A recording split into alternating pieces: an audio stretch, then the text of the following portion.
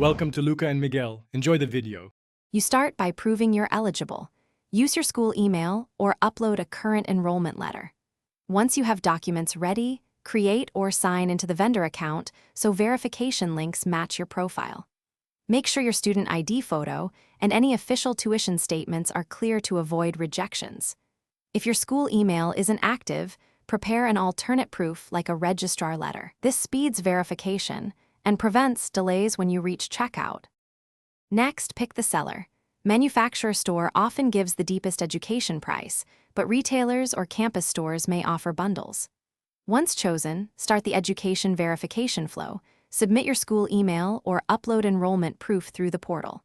After verification, apply the coupon or education price at checkout and confirm the reduced total before payment.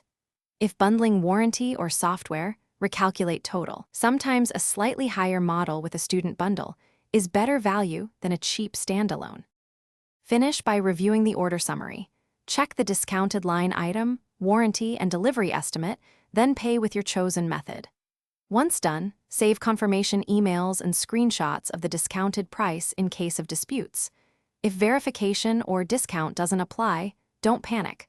Contact vendor support immediately and attach your enrollment proof. Escalate to education support if needed.